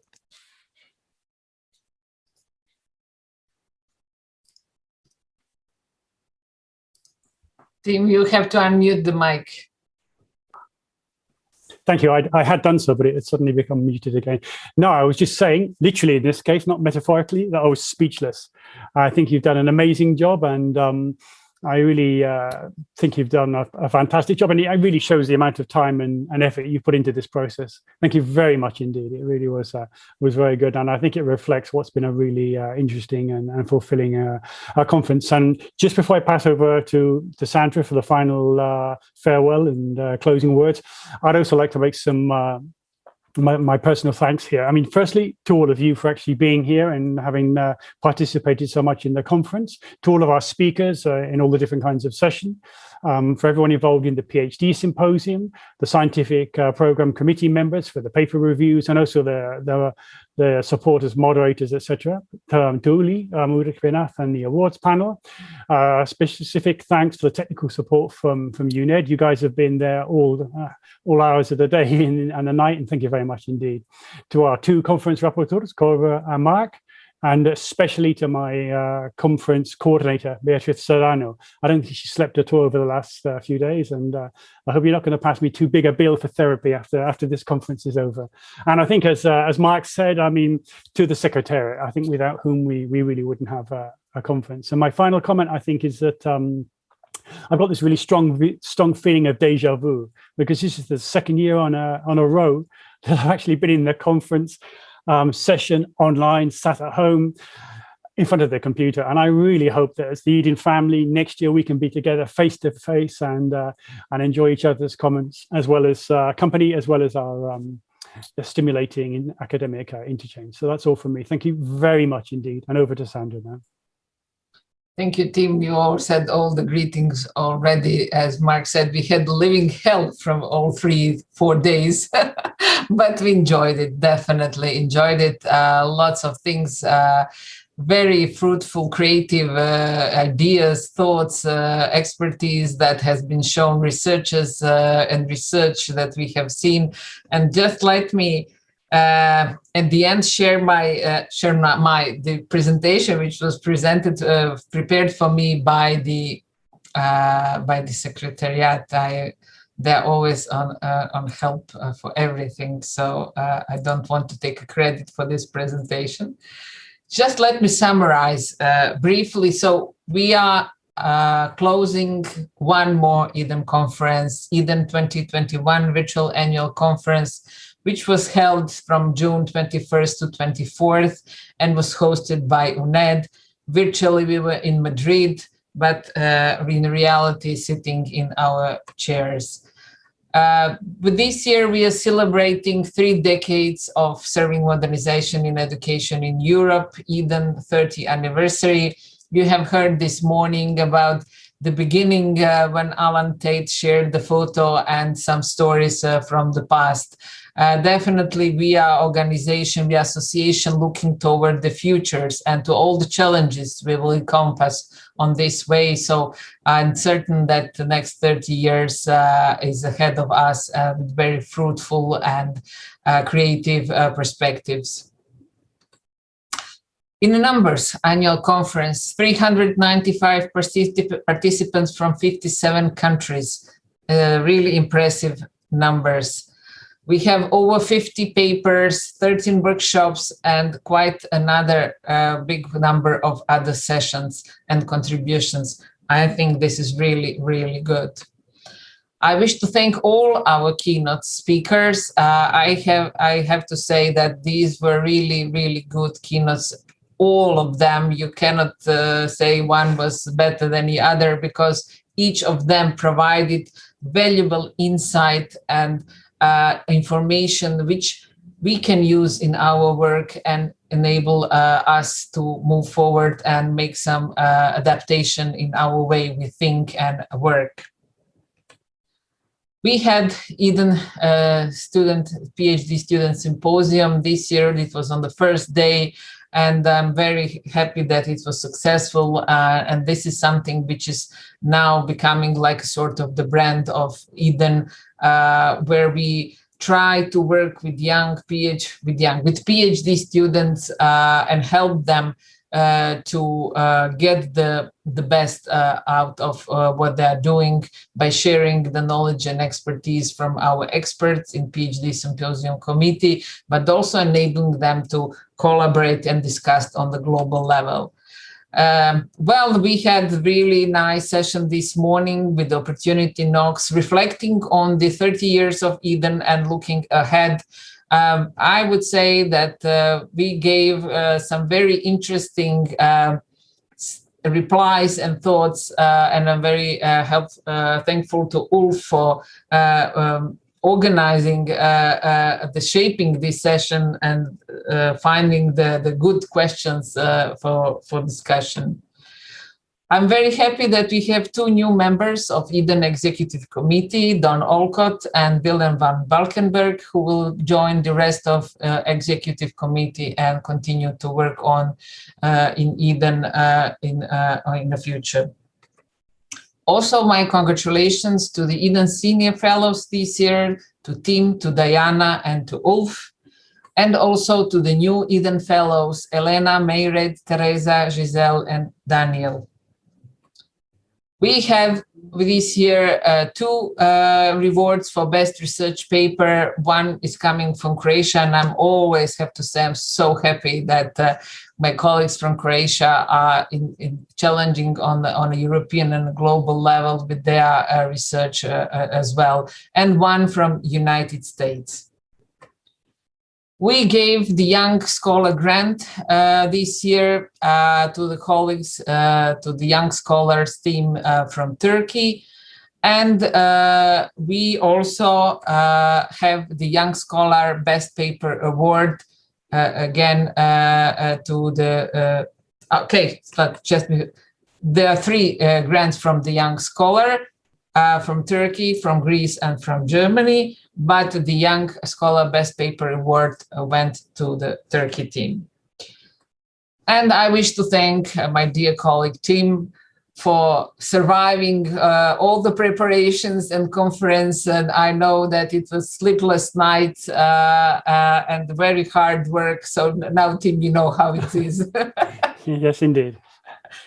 Well, I'm really grateful for your all support and preparation, and for thinking about everything. We exchange number of messages via email or WhatsApp, but I'm certain that everyone will say that organization was on a high level, and definitely a great thanks to the Ricardo Mairal, rector of UNED, who agreed that UNED is the host this year of the Eden conference. Definitely.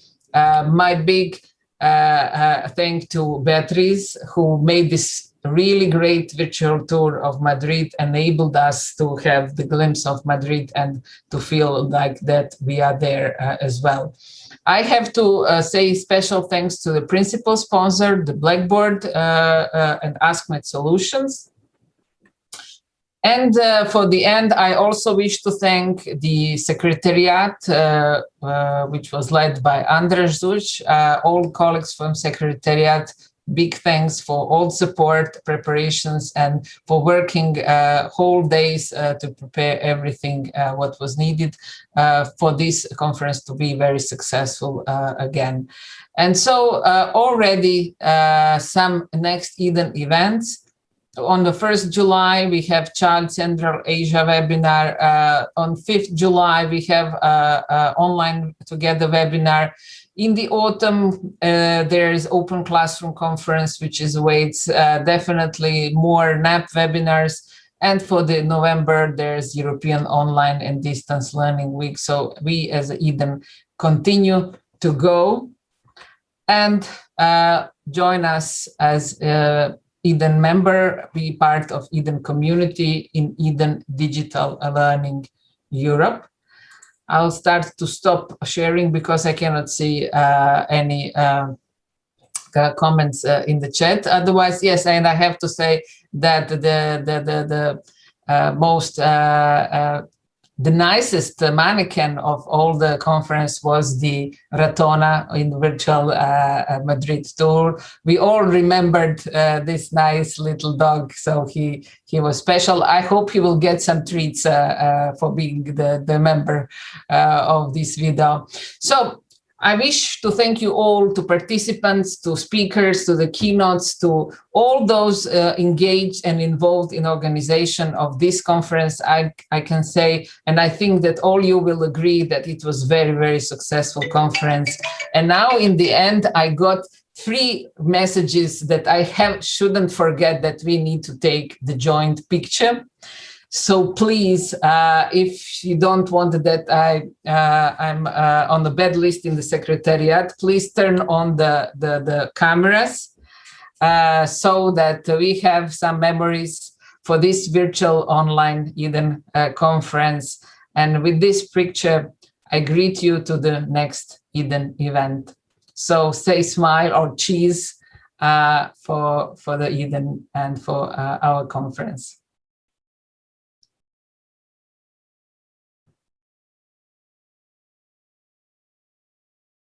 Okay, I hope we managed to do it. I'm very happy that with smiles we are finishing this conference, and let the smile stay on the face, on your face in the next days. So see you. Goodbye. Bye. Bye. Bye-bye.